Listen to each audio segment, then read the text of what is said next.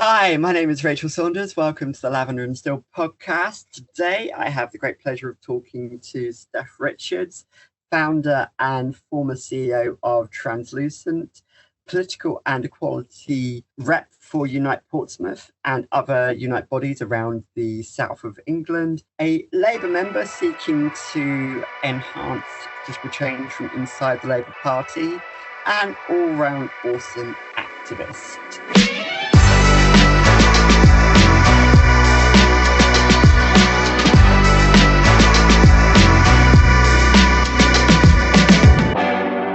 So, how would you like to introduce yourself?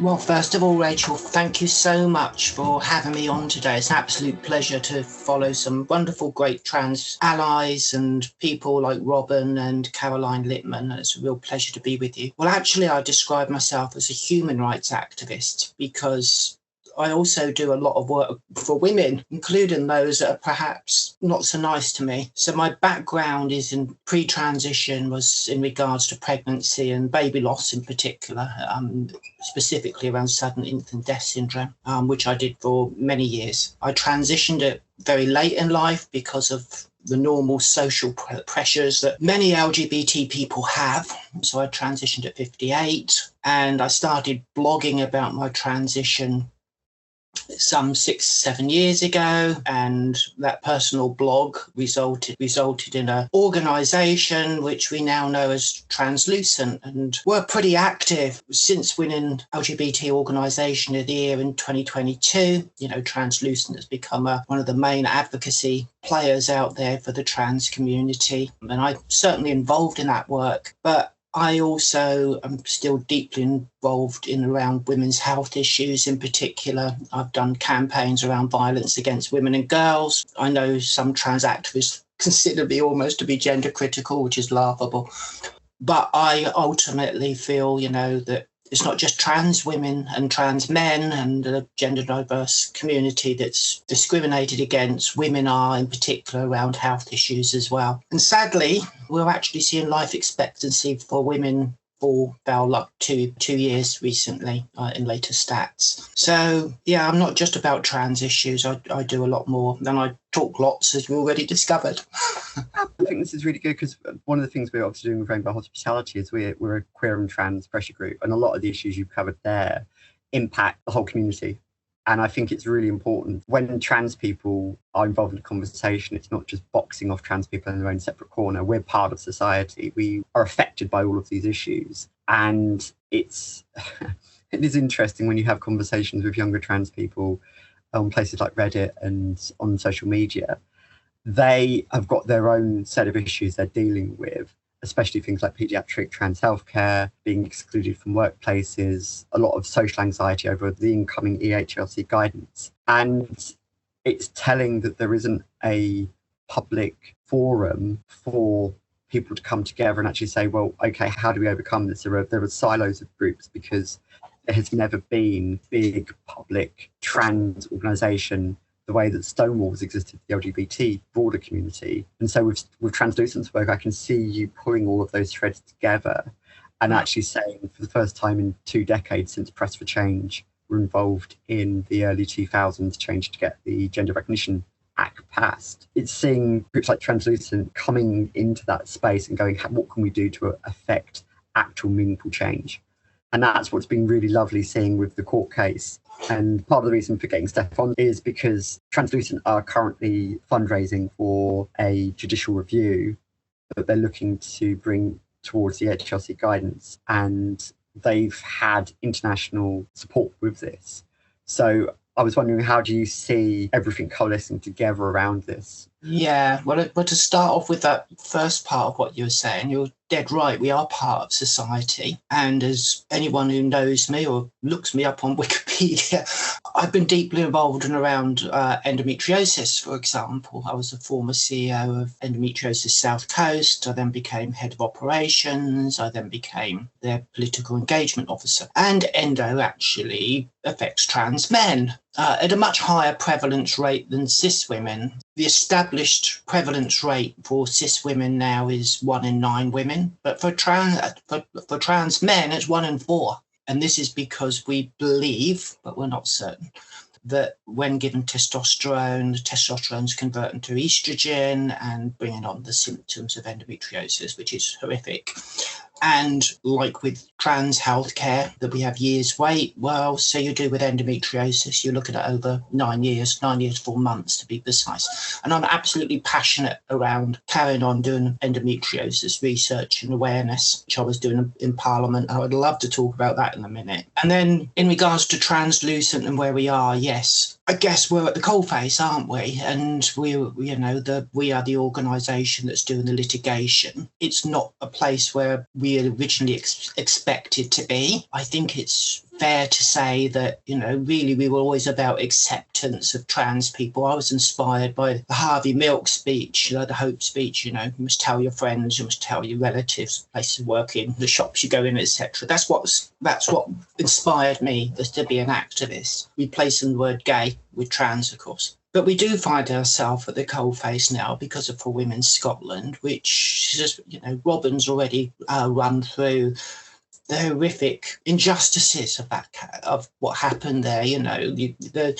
Unfortunately, the trans exclusionary extremists, I tend not to use the word gender critical because many people don't understand what gender critical really means.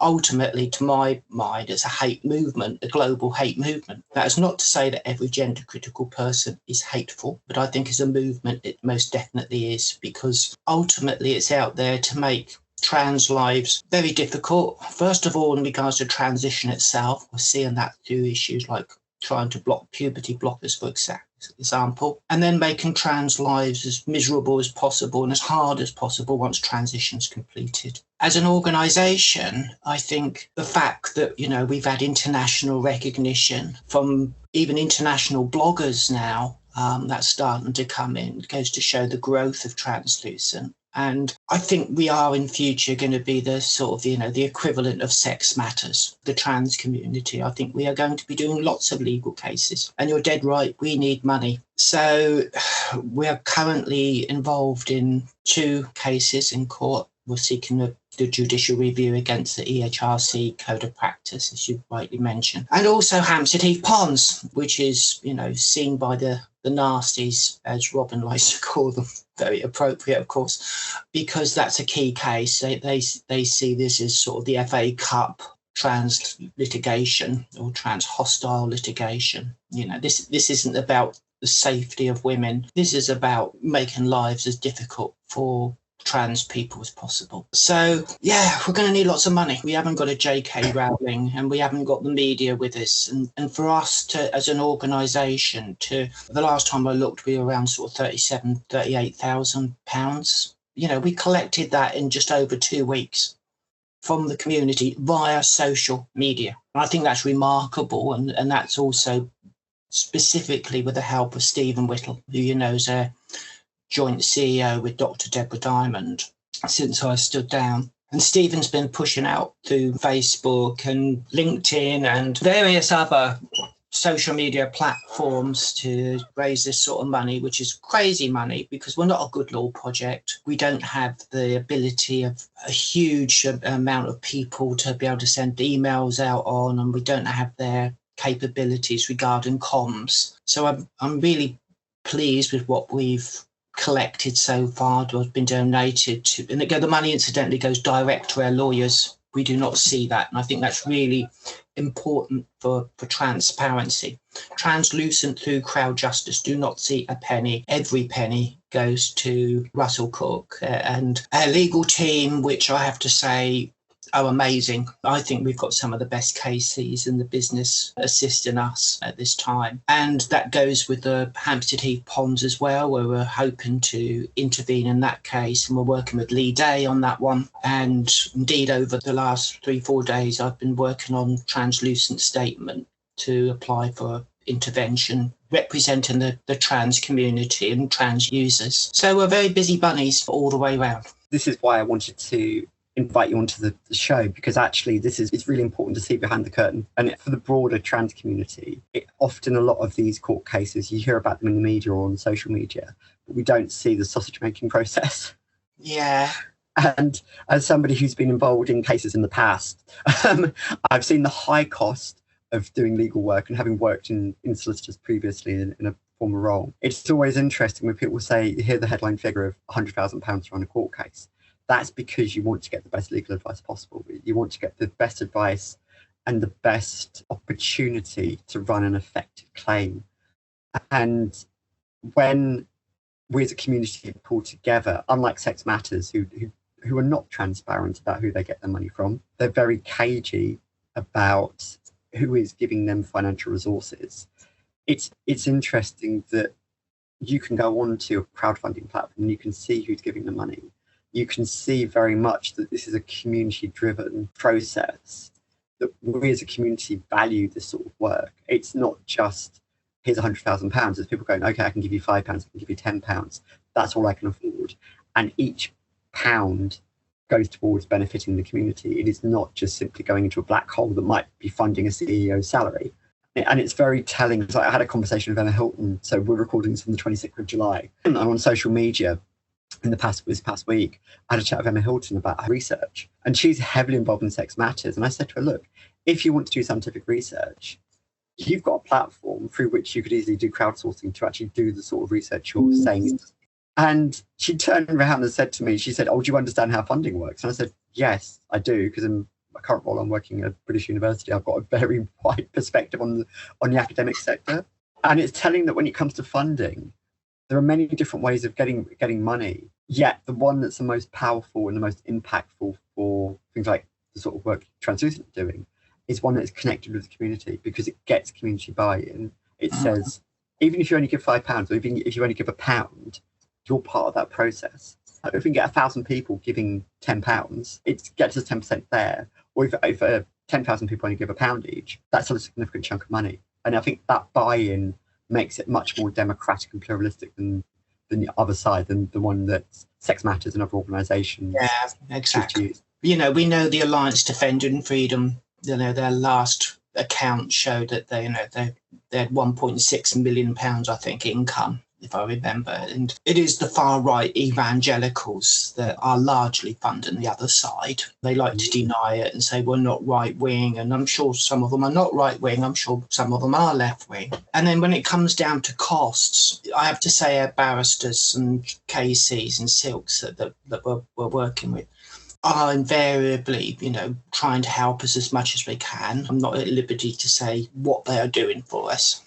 But if you take the general run-of-the-mill cost for a top silk, top KC, that is, you're looking at £1,000 an hour. Simple as that. And even a junior barrister, you're looking at something between 300 and 600, which is huge amounts of money for trans people, because ultimately we know that there's a huge number out there that's self-medding, or haven't got a job, or haven't got a home. There's many that's, you know, trying to find 10,000 quid or whatever so that they can go off to Thailand or to have either lower surgery or upper surgery, top surgery. And it's really, really tough, even for the general family out there at this moment in time. You know, what's driving people to reform isn't necessarily the fact that people are racist and horrible. It's the fact that when Labour, and I was heavily involved in the Labour campaign at the general election 2 years ago, you know, let's be honest about that.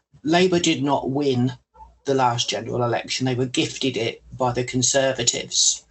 Of 14 years of mismanagement, in particular around Brexit, because ultimately, you know, it was largely driven by the right.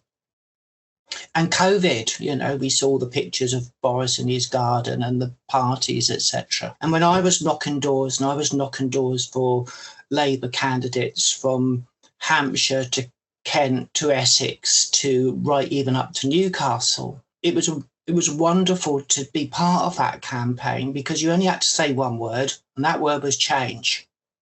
That's all you had to do. And people said, I'm voting for you. And then, unfortunately, what we got was Keir Starmer and Labour together, who had actually been driving the Labour Party since the days of getting rid of Jeremy Corbyn. So we're looking at sort of the 2019s, 2020s. And the right of the party basically culled the left of the party of activists. So many either became politically homeless or alternatively went to the Green Party. Let's be honest, virtually all LGBTQ votes now are with the Greens, not with Labour, not with Reform. But then Labour went and made huge mistakes around things like WASPy women, for example, where when I was women's officer at Portsmouth CLP, we were told to go and embrace the WASPy women because what a terrible tragedy it was that they'd been robbed of their pension, which it is. And suddenly we get into government and we ignore them. We say we're going to be LGBTQ friendly. In actual fact, we've been more trans hostile than the Conservatives. We've seen puberty blockers banned, for example. Let's face it, the political parties got banned from going to prides because of the Labour Party, not any other party. It was the Labour Party that done that. And then we had the Mendelssohn affair, and then certainly the winter fuel payment, that went down like a lead balloon. And we made, as a party, loads of mistakes, which hopefully Andy Burnham can come in and rectify. And people saw these things and suddenly didn't see that change that Labour promised 2 and a bit years ago. They saw a continuation. And to be fair, the Labour Party has done some really great things, really good things. But of course, we have the media against us as a party, as much as we have the media against us as trans people. So in consequence, all the good stuff that's been done by the Labour Party, like taking the railways back into public ownership, well, we don't get the coverage. So people immediately says, well, you haven't delivered that change. So in consequence, we're going to go the other side of the street now. We're off to reform. And if they really knew what reform was about, they would be horrified, because this is about a white supremacist organisation which wants to take away the Equality Act, which takes away all our rights because of the 9 protected characteristics. So everyone would be losing their human rights and equality rights if the Equality Act went, and they're talking about getting rid of the Employment Act and all sorts of things. And given that the news is against us, in general, the media are against us, and also lots of people don't even watch the news now because it's always so dire. To get your message out there is pretty difficult. So, yeah, we live in very difficult and struggling times. So to raise that sort of money, I went all around the bushes to come back to the fact is we need money, specifically in regards to the EHRC Code of Practice, where we feel in particular one of our grounds is very strong. And this is in regards to how the law is in regards to For Women Scotland. So we're not turning around and saying that For Women Scotland's wrong. We can't do that, unfortunately. The only way that can be really rectified is through the Supreme Court themselves, or in Strasbourg, or in Parliament. And I think our next target, other than all the litigation, has got to be now to start to talk to the MPs around it, because Labour Party, remember, said they were going to change the Gender Recognition Act. That opens a door. And we do know from the number of MPs that signed the EDM 240 that we do have a lot of support, specifically in the Green Party, many in the Lib Dems and many in the Labour Party. And let's also bear in mind that there's over 100 Labour MPs that, when that was launched, were basically working with the government, either as ministers or parliamentary private secretaries, or even don't just sign EDMs to start off with, but are on our side. So that 166, 167, whatever it eventually currently is, because I think it's still active, we can add another 50 or 60 to that, I would suggest. So we do have politicians on our side, but they probably just don't know how they're going to be able to deal with the For Women Scotland, which, of course, is called mayhem, not just for trans people, but for cis people as well. Yeah, I mean, my approach with Rainbow Hospitality is to target every bill going through Parliament. So rather than trying to get the Gender Recognition Act itself amended, which is important, my guiding principle is looking at every bill that comes before committee in submitting evidence to Parliament every single bill with respect to LGBTQI plus people, because currently they've got the Asylum and Immigration Bill going through committee at the moment. And I'm working on a big policy document and evidence for Parliament in respect to that at the moment. What's telling is that not once in the speeches in the second reading of that bill was LGBTQI plus issues talked about. These are the sort of interventions I think that organisations such as Rainbow Hospitality and Translucent could make to ameliorate all of the Scotland ruling.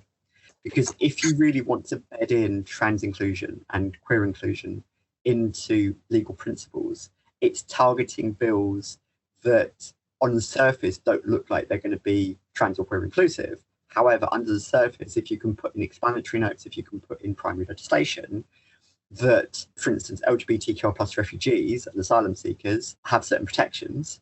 So with the immigration bill, asylum and immigration bill as is, there are new sponsorship regulations that could impact queer families. One of the stipulations is about cohabitation, being able to prove that prior to you fleeing your country of origin, that you were cohabiting with your partner. Now, a lot of queer families don't necessarily have that, because in their home country, part of the reason why they might be being persecuted is because of their sexuality or gender identity, which meant that they couldn't cohabit in public.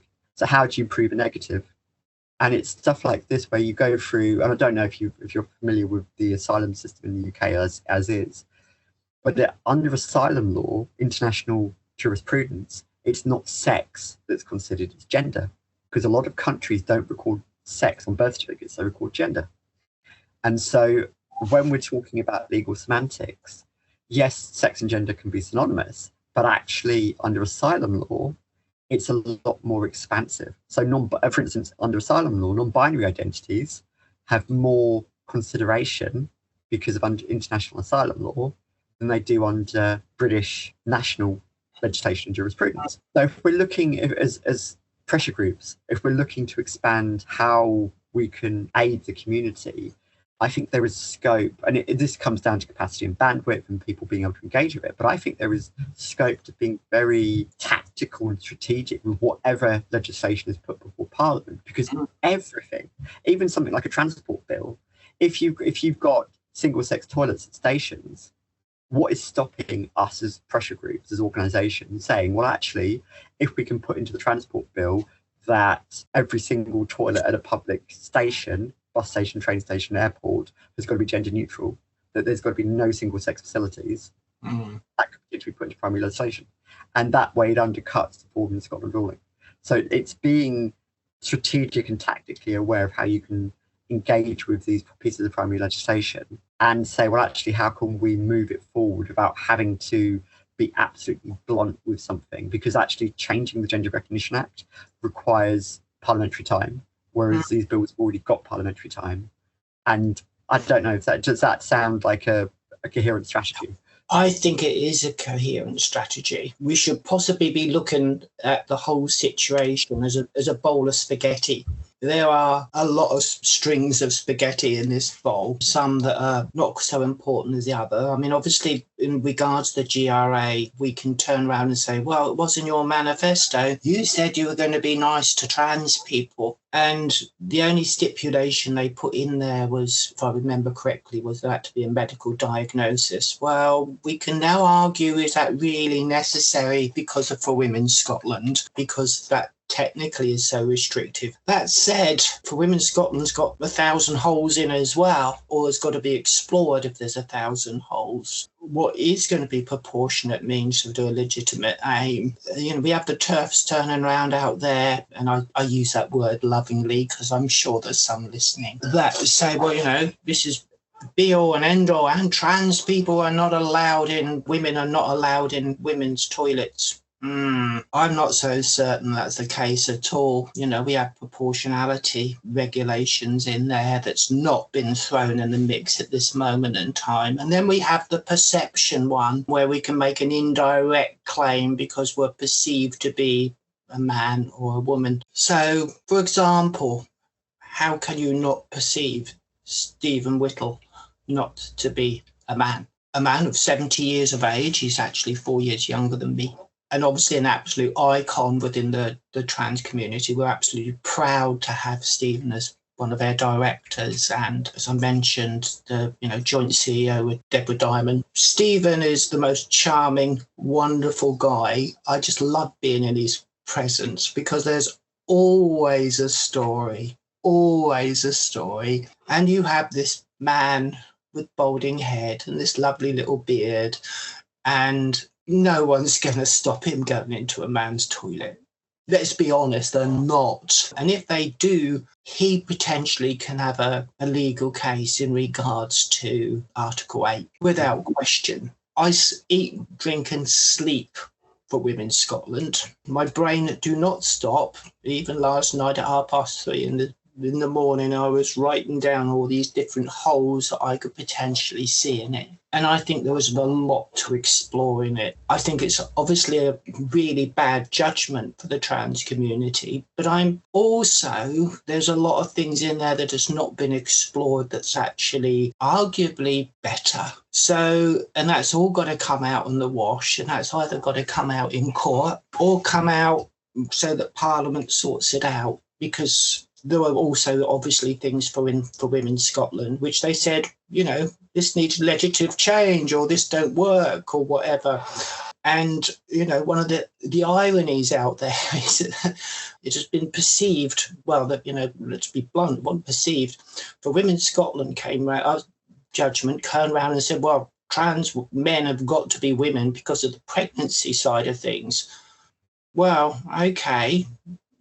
But then you're turning around and saying that trans men can't go in men's toilets or women's toilets because they look like men. Mm-hmm. It's ridiculous. It's utterly ridiculous. There are two. What I find amazing about the full Women Scotland ruling, and I'm writing an academic paper on this, is the maternity protected characteristic got completely left out of the question, because under the Equality Act 2010, pregnancy and maternity are covered under the same protected characteristic. Yes, and Michael Foran, in his paper, left out of the argument the maternity side of that equation. Now, I don't know how many people would have read my blog article on trans women breastfeeding, but under the EHRC guidance, anyone who is potentially able to breastfeed can get protection under the maternity section of pregnancy and maternity protected characteristic. Mm-hmm. However, the operative protection, you can only get maternity protection operatively if you have been pregnant, you've given birth, and you are breastfeeding. So that means adoptive mothers, lesbian mothers who are breastfeeding their partner's child or their wife's child, and trans women who are breastfeeding their wives, their child, they can potentially get maternity protection, meaning that the full Women Scotland definition of woman extends to trans women. And it's one of those things, when I read through the ruling, I immediately went, they don't understand the science. It is a scientifically illiterate ruling. And as much as I don't like the Corbett v. Corbett ruling from 1970, at least the judge in that ruling was a former doctor. So he understood the biological construction of personhood. And I think the Corbett ruling itself is very flawed. However, you read through the core Women in Scotland ruling, and what they have done is rooted a conception of womanhood in natality. So they've taken back this pre-feminist conception of what it is to be a woman. Mm. And what I don't get is why more cisgender women are not up in arms about this. Why are we not getting a demonstration in the street from cisgender women saying, you're essentially treating us like walking incubators? And I've raised this time and time again with gender critics, and I use gender critic because of the gender critical philosophical beliefs as framed under the My Four Staff Appeal Tribunal and under Full Women in Scotland, because that's essentially what gender critics are. They're philosophical believers. They're not scientists. And even somebody like Emma Hilton, and if she tries to come after me for defamation, I will simply say, you are exercising your gender critical philosophical beliefs here. Mm. Sex Matters and other organisations are scientifically illiterate. They do not understand basic science. They ignore neurology, they ignore neurobiology, they ignore actual texture of human bodies, they misunderstand the bodily autonomy arguments and the right to self-determination arguments. What body you're born with is not a prison, and how you conceive yourself isn't just rooted in the genetics you have. It's about how you perceive the world and wish to manifest your conception of self. As somebody who has lived as a woman all my adult life, every time gender critics turn around and say, oh, you've always been a man, it's like, no, you know nothing about me. You know nothing about my lived experience. And it erases every woman who doesn't have who has an atypical framing of womanhood, however they arrived at their womanhood. Yes, yeah, I get it. And I think, if I put my gender critical hat on, because we've got to feed some of the people out there that don't like me on my side, I don't like what Stonewall come out with, trans women are women, because that really asked for a negative. It was very easy for the other side to turn around and say, no, they're not. You try and argue that trans women live in womanhood and trans men live in manhood. That becomes a whole more difficult argument. I mean, of course, trans women are women, don't get me wrong, but ultimately the message was wrong. I would say with respect, and I've had a lot of these conversations with gender critics. I would say with respect, it's the way gender critics frame it, they fall into the hole of natality. So when someone like J.K. Rowling comes out that a woman is somebody who produces large gametes, it's like, all you have to do to deconstruct it, say, well, okay, any woman who doesn't produce large gametes, who's never going to potentially produce large gametes, you argue on their ground and you just show the logic. Oh, yeah. No, I mean, that their argument falls apart, because wherever you go down the street that they go in, you always come to a block end. Always come to a block end around sex. Yep. That's why ultimately I think they've got real problems. And sometimes I describe it as this, and I don't do it very well. I appreciate it's been done by other advocates far better. But ultimately, most people are XX or XY, but not everyone. Mm-hmm. And normally, an XX person loves an XY person, but not everyone. And normally, a XX person acts as is perceived by society as an XX, and an XY works in society and is seen as society as an XY, but not everyone. And that is the most, the fact around diversity within humanity. There's nothing set in stone around humans. Within the statement that I've been writing up in regard to the intervention, hopeful intervention into Hampstead Heath Ponds, I touch on this, that it's only our culture we've got a problem. When you start looking at the Raj in India, or the Two Spirits in North America, in Canada, they don't say LGBTQ, they say 2S first. Two-Spirit, because the Two-Spirit people were in Canada before the 16th, 17th century, when all the white people invaded them. And they recognise that within their acronym. So, sex is not clear-cut, as you rightly say, not by a million miles. Neither is gender and gender identity, because, how many gender identities is there? Well, as many people as there are on this earth. Yeah, and this is why I take the intersectional feminist approach. So for those who are wanting my definition of a woman, and there are plenty of people who keep poking me for this, my definition of a woman is somebody who understands herself to be a woman, full stop. And then I will then add on to that based on bodily autonomy and the right to self-determination. Any other conception of womanhood ends up playing no true Scotswoman. Because to take the old joke about no true Scotsman would do X, Y, Z, I subvert that and say, well, every Scotswoman must have X, Y, and Z to be a true woman. And actually, every time you add a caveat onto that, you're excluding more and more women. Yeah, absolutely. My background, as I mentioned, briefly, was in sort of pregnancy and baby loss, where, when you go down that route, wow, it gets pretty complex. And I'm not going to bore people, at this moment in time, and sort of all the variations out there. It is pretty stunning. And that's why possibly we've got no real definition of sex in this country, or terms, because it's incredibly difficult to do. If you want a really interesting piece of case law, and it might actually help the Hampstead case, Bellinger versus Bellinger was the case that was mentioned in the HRC guidance for its understanding of sex. In the Bellinger case, there was a case called WVW, which was an intersex woman trying to get a divorce from her husband. And her husband wanted to get the marriage annulled because he said actually he was married to a man. And WVW actually went, no, she's a woman, she's intersex, how she conceives of herself is a woman. And WVW is probably the best case I've come across in English law that explicitly says that actually womanhood is conception of womanhood. Yeah, exactly. Biology. You know, there's a case in 2015 where a person who was XY gave birth to twins. Yeah, exactly.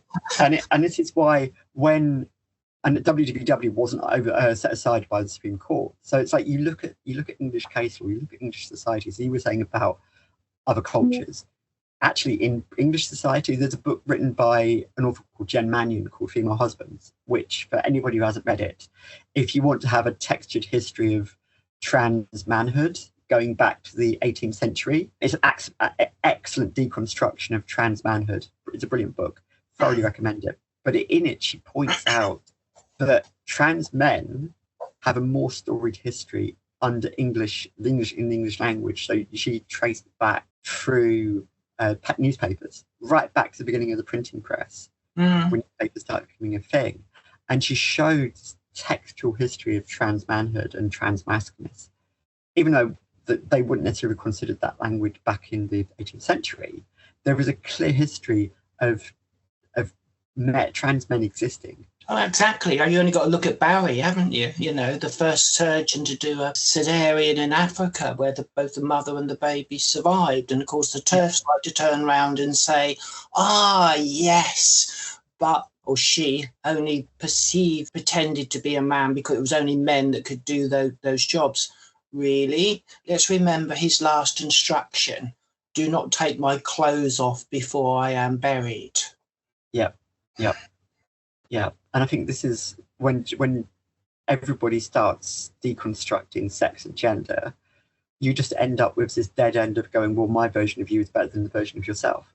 And this is my strongest argument against gender critical philosophical beliefs. It's like, if you believe the individual has got the right to exist as themselves and affirm themselves in society, who are you to deny that person their core identity? Now, obviously, we live in a society where this is a narrative process. It's not a perfect. No one can be sadistic to impose themselves completely on society. So there's always going to be this texture around the edge.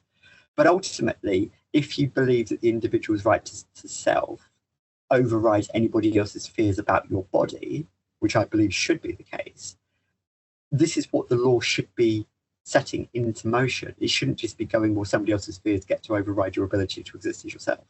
I go with that.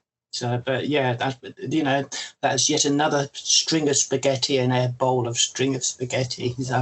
It's pretty complex. Can I just say one really, really positive word about, we talk about Stephen Whittle a lot. He's obviously an absolute icon. As I mentioned, I adore the man. But Translucent got another CEO as well, Dr. Deborah Diamond. I have to say that Deborah, when I was CEO, was my go-to. Utterly brilliant brain that I can't say how lucky the organisation is to have her alongside Stephen, because she thinks things through incredibly well and is really, really passionate for the trans community. She works really, really hard. She's a former NHS psychologist lead and really understands things incredibly well, and we're really, really lucky to have her, as we are with obviously Robin Moira-White and many other really clever people. And I want to immediately admit here, I am not clever at all. I think you're doing yourself an injustice there, Steph. You're very good at connecting social issues, and you're very politically savvy and understand how political processes work, which is definitely. I think you're doing yourself a disservice there. Well, it's I've been lucky. I do have lots of knowledge. I would grant that. I'm very, that's been gained over the years. My networking skills are pretty decent, I guess. I've got over 1,000 contacts on my phone. The sheer brilliance within Translucent is amazing. and I'm in awe of many of the team. The team now is 30 deep. And yes, we have weaknesses, as all teams do. We're not very good at fundraising for us as an organisation, because literally when you go back to our last year's published accounts, we run on £15,000 a year. And we are competing against the gender crits out there that's talking in hundreds of thousands of pounds.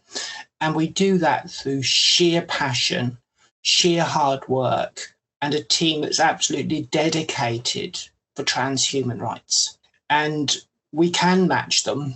And, you know, yes, we've had more money in the last year, in particular around the Ponds case. We were lucky. And also, we obviously, there was a lot of money donated for my legal case against the Labour Party, which is currently in hold because, as some of your listeners may be aware, I have been banned from Labour Women's Conference this year because I'm a trans woman, even though previously I was elected as the women's officer at Portsmouth CLP for 3 consecutive years. I've been on an all-women shortlist as a candidate at the local elections.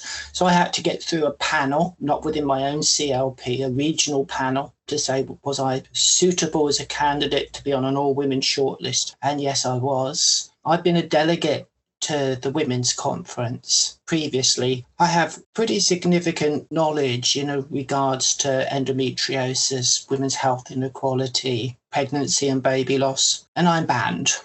And I can't tell you, I've been discriminated against there, and that really hurts personally. And then, of course, I also suffered pretty awful transphobia when I was CEO of Endometriosis South Coast. There was a massive right-wing campaign from Piers Morgan and Fox News in America across the UK right-wing media when I was CEO of that organisation. And then silently had to, people do not understand what Endometriosis South Coast suffered at that time. Yes, we got lots of money in donations.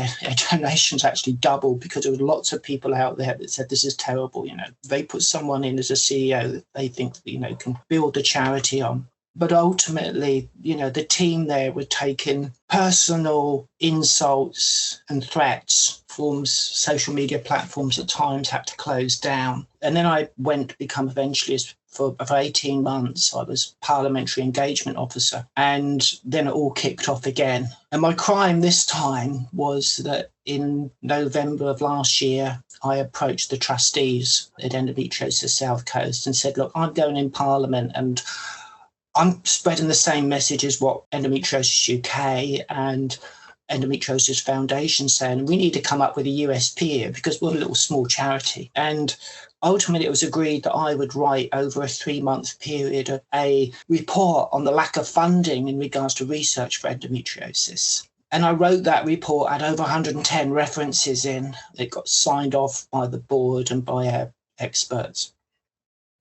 And we decided to cut it down. And Rachel Taylor MP very kindly said she would host an event to highlight this funding crisis around endometriosis. And I sent out over 300 emails to MPs inviting, and the uptake was phenomenal. Yeah, sure, Steph, we'll come and see you on April the 14th. And then I wish I never said it, but I mentioned to one of the staffers of Rachel that I had not invited all the MPs because I knew that the Rosie Duffields of this world and the Suella Bravermans and the Rebecca Pauls and the Cortinos, etc., would all kick off and say, there's a trans woman representing women here. I wasn't doing laparoscopies in the surgery. I've run a funding report, for goodness sake. But nevertheless, they asked me to send out invites to the transphobes as well. And I'm, if they want to say they're not transphobes, well, sue me. I sent the emails out on the Thursday, and by Sunday, Rosie Duffield had gone to the Times. And then it all kicked off again. And it was another pretty horrible time. And it's just not fair on those cis women at Endometriosis South Coast that were just remarkably supportive of me, knew that I did a decent job, and they were experiencing hate at an incredible level. Again, all the social media platforms had to close down or at least be restricted. Loads and loads of messages of hate. This is terrible. You've got a trans woman in Parliament representing women. This is a funding report, for goodness sake. But it all got too much and I had to leave. And that's really gutted me because I love that charity. I still miss it. Perhaps there was a little silver lining in that at the same time I was able to join Women Against the Far Right in my local area. So I work in the Portsmouth area, volunteer in the Portsmouth area. And they've been amazing. And I went to their launch in London a few weeks ago in Hackney, and they were so trans inclusive. I know there are some areas that perhaps are not, but in London, it was remarkable. There was a trans woman there. There was that gave a talk. There was the non-binary mayor from Hackney. And, there are good people out there that are trans supportive, are trans inclusive. And I go with you that, to date, cis women hasn't really kicked off. Well, let's remember there was 107,000, I think, or thereabouts, to sign the neon letter. We've got Women Against the Far Right out there that's in the main standing up. I appreciate in some areas that may not be the case. We have got a lot of people backing for us, and we've got this young community coming through that understands gender much, much better than perhaps even we ever did. And they're our cavalry over the years. So it's not always going to be doom and gloom. I agree. And I think this is why I think For Women Scotland was a massive misstep for gender critics. I don't know if you've heard of the case of TH versus the Czech Republic that was passed down by the European Court of Human Rights last September. That case essentially said that government should not set in place a situation where non-binary, gender non-conforming or trans people are being perpetually outed every time they present their IDs. And it was the principle laid down in that ruling can be used to disambiguate against the government's approach to trans IDs. So if you've got a trans person whose ID doesn't match how they manifest themselves, and they're perpetually being outed every time they use a goods, service, or other memberships, that person can then sue and say potentially, well, you're perpetually outing me. Why are you allowing this situation to happen? Now, the caveat of all of that is the European Court of Human Rights generally tends to hedge when it comes to universality on these sort of cases. So how universal the UK courts see it would be a separate matter. But as you said, it's like, why should trans women in particular suffer from perpetually being outed? Why is it that gender critics are allowed to have, I'm air quoting here, freedom of speech to denigrate, harass, and dehumanize? And it's why over the last 6 months, I've stopped trying to engage gender critics on their own level. I've started treating them like any other belief system, seeing them as, every time they speak, they're using apologetics for a non-scientific framing of bodies. I've started saying that you're dehumanizing trans people every time you misgender them. So when you have people like Naomi Cunningham turning around and said, I'm not going to use this person's pronouns, I'm like going, you're dehumanizing trans people. Your gender critical beliefs, your manifestation of those beliefs, you can hold whatever belief you want. Absolutely. And that's the word, manifestation. Because that's what's happened. If you go back to the Forstater judgment on the appeal, the judge was pretty clear about, well, you can believe this, but I don't give you right to misgender. It just doesn't mean that you can carry on and do X, Y, and Z. You can believe what you like. Well, I mean, obviously people can believe what they're like. If they want to believe that the Earth's flat, we don't have the police to tell people what to think. But with the nanny, I actually posted out on I found it rather funny about what Naomi Cunningham said. Sadly, on the negative side, because Translucent intervened in the Beth Upton case, I had to listen to her totally, cruelly and hurtfully misgender Beth Upton all the way through. She could have said Dr. Upton. She could have said Beth. She could have said the doctor. She could have used a variety of various phrases to mean Beth Upton. She did not. She purposely, hurtfully and willfully, in my opinion, did it and I think that went against her. Judges sat there and thought, you really aren't a very nice person. And then, of course, more recently, she's done that post about, I'm not going to do it because of my belief. Well, as I reposted it, you may have seen it, and I basically turned around and said, well, actually, we call people by the way they present. We don't do a chromosome test to find out, what sex you're. Not that even a chromosome test proves everything. Are you going to go up to someone and say, well, I need to do a chromosome test, so I want to know if I'm going to call you he or she? Of course, we don't. We use the pronouns as a rule for the way people present, but we know within our own community, we also ask people for their pronouns because the way you may look may not actually be the way that you want to be addressed. You may be non-binary and they, thems, and we understand that. And of course, society in general do not. But she made a fool of herself with that post because ultimately, if she bumped into, there's something like a dozen trans women models out there, for goodness sake, walking the catwalk with cisgender women, and they all look stunningly beautiful. And I'm sure Naomi Cunningham don't have a clue about them or what they look at. And if she bumped into one of them in Marks and Spencer's, frankly, she's going to turn around and say that woman, isn't. Well, she won't say it's beautiful because Naomi Cunningham probably don't understand what beauty is. I will caveat that going, that is a supposition. Yes. But I would say, I take it a step further, and I've done this in my writing a lot. I compare gender critics to anti-Semites and racists. You can hold gender critical philosophical beliefs, you can hold racist beliefs, and you can hold anti-Semitic beliefs.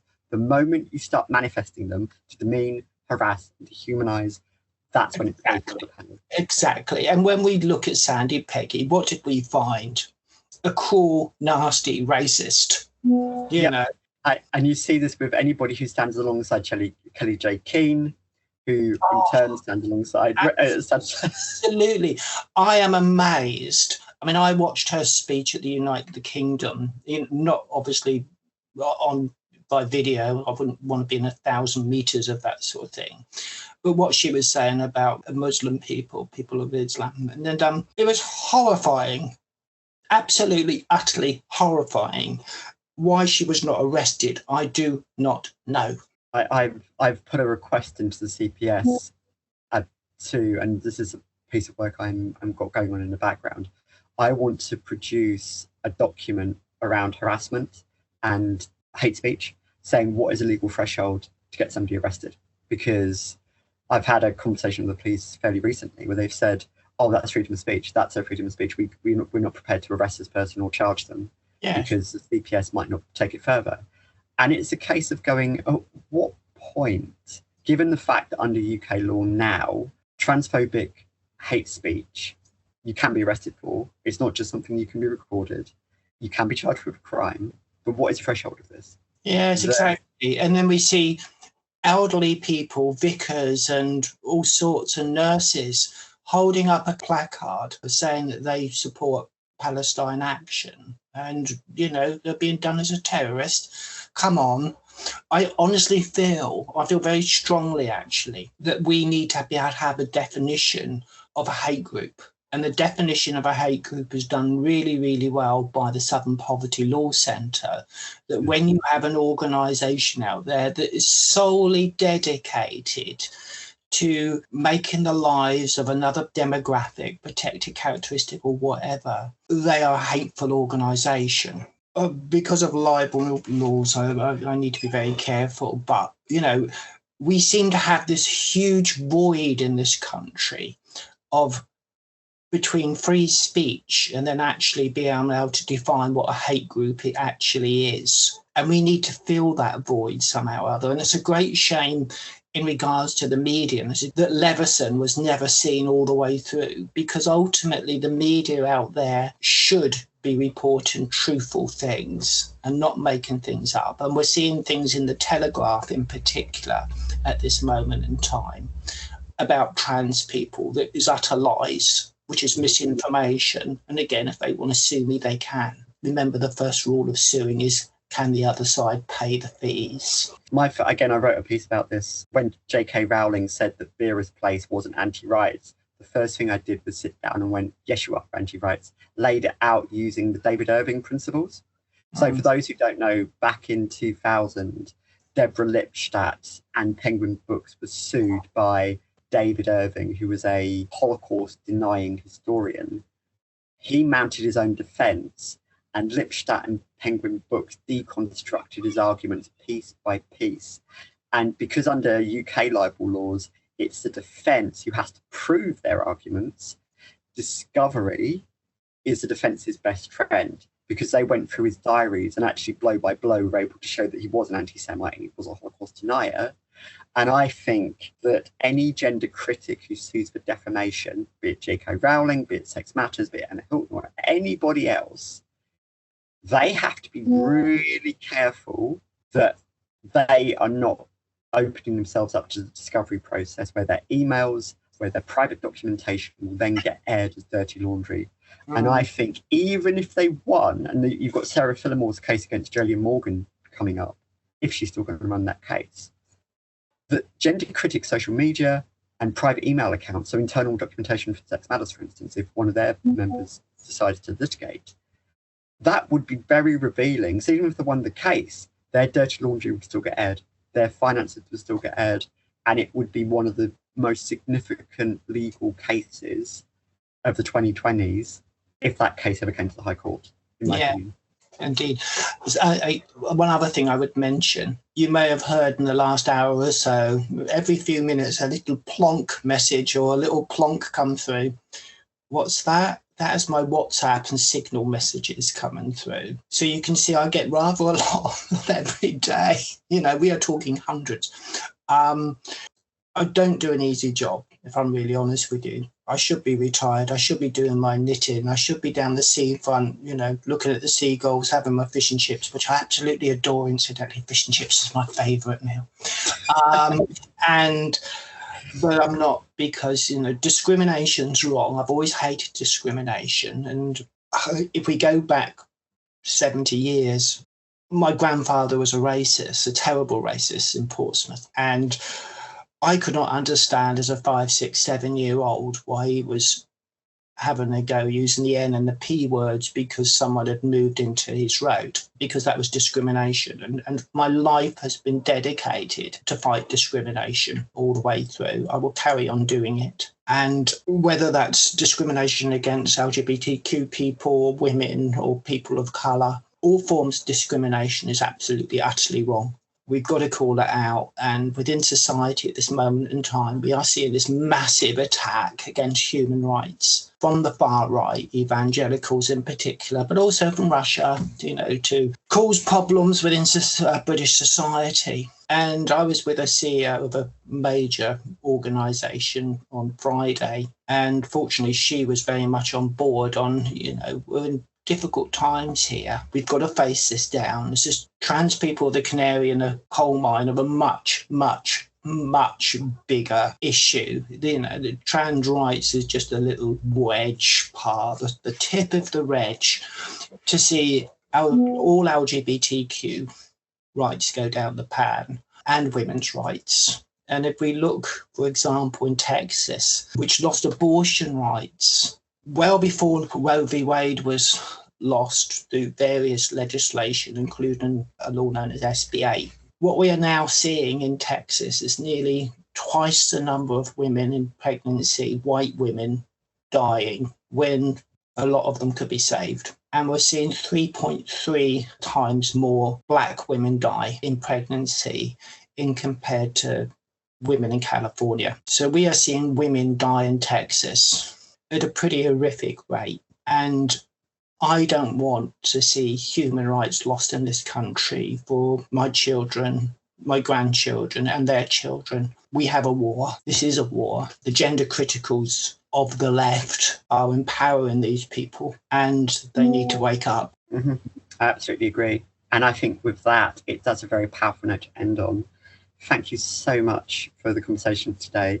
Have you got anything you wanted to add in terms of your social media or any other platform you'd like to say to the audience? Well, I work in a lot of areas, including, we haven't talked about Unite the Union, what I do at Unite, or indeed with Women's Action Network Portsmouth. We never got around to that. But yes, and I'm afraid it comes back to that old bit, money. So I know Stephen Whittle has in the past turned around and suggested that, we ask allies, trans people in the community, even if they set up like a direct debit of every month of, £5 a translucent. And because we've got standing, we've got to remember the one thing we've got that other organisations are out there that perhaps with the best intentions in this world, want to fight for trans people, but in general, that their organisation as such is not trans dedicated. We are trans led. If anyone's got standing, it's us. Last year we were at the Labour conference, the first trans organisation since Pressburg Change in 27 years. We are approved by the Labour Party. We were, I don't know if we still are, to give briefing notes to MPs. We are in Parliament. It's not all our work because as a CIC we can't do everything as regards to sort of changing the law and political activity. We've also got to do sort of all our freedom of information stuff, which is going to be vital in cases going forward. Over the last 4 years, we've turned around and done, I think, 6 FOI investigations. We've done, a total of 444 FOIs over the years to show that there are not issues with trans women using single-sex spaces. There's certainly issues for poor women who, often butch lesbians, for example, or women with alopecia. Again, this comes back to the point you said, Rachel, this is going to be a cis woman problem more than even a trans woman, because I agree with you, because that's the way it's tending to go. So we've got a lot on our plate. We've got wonderful leaders in Stephen Whittle and Deborah Diamond and others. And yeah, please give. Well, on that note, it's been an absolute pleasure. Potentially, I'd love to have you back on at some point in the future to talk about your work with unions and see how this case progresses. But thank you for your time, and hopefully you should hopefully see people engaging with translucent and hopefully the fund will get to the goal you want.